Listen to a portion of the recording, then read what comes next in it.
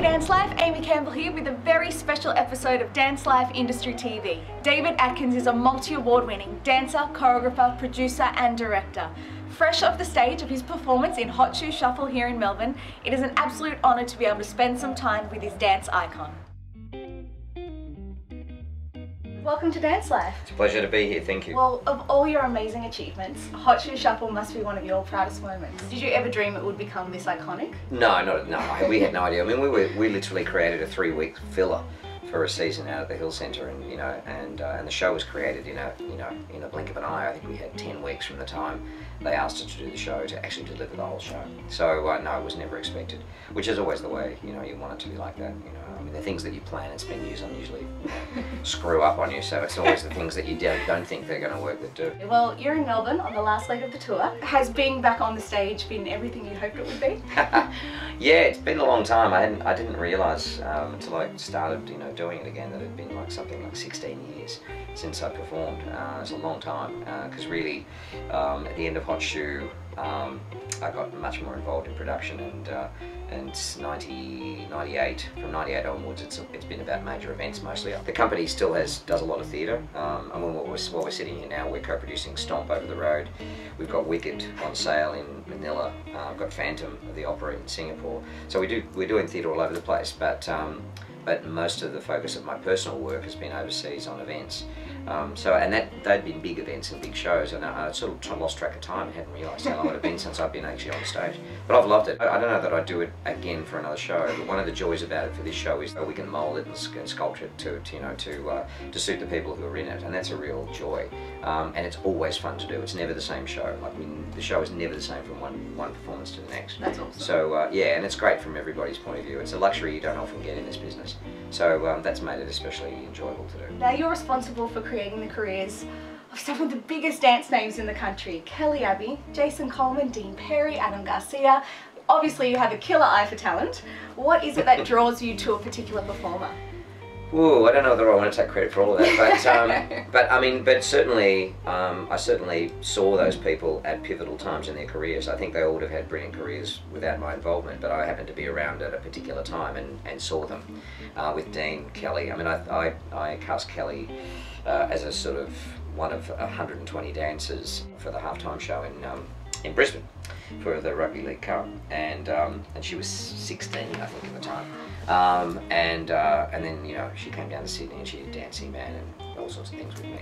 Todd McKinney was in Dancing Man as well. It was one of his early shows. I've just been lucky that my career paths intersected with people at times when they've been really at the beginnings of their career, or at the beginnings of the sort of the moment in your career where it takes off. You can be around for ages and then suddenly something will happen. So I don't know whether it's a skill or not.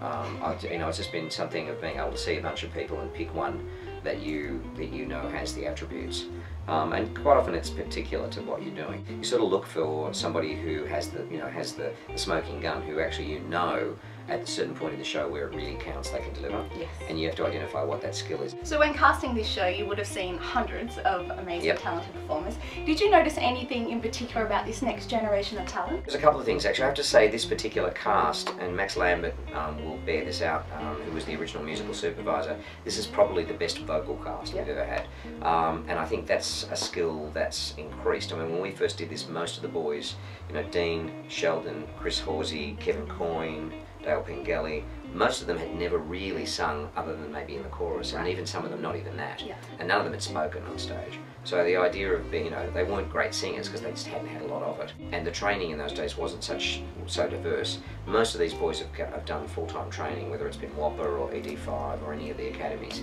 So they come out of that they're much more rounded. And I think that's really important. I think so one of the things I noticed is the vocal skills definitely improved, much better amongst dancers. And also the acting skill. We had some of the boys that were in the show that just shone in the audition. They embraced the character straight away and started to play with it and they showed in a short time in an audition that they had the skills to be able to develop the character, to get the sense of fun and play that the show has. And I think that's also due to the way people are being trained now.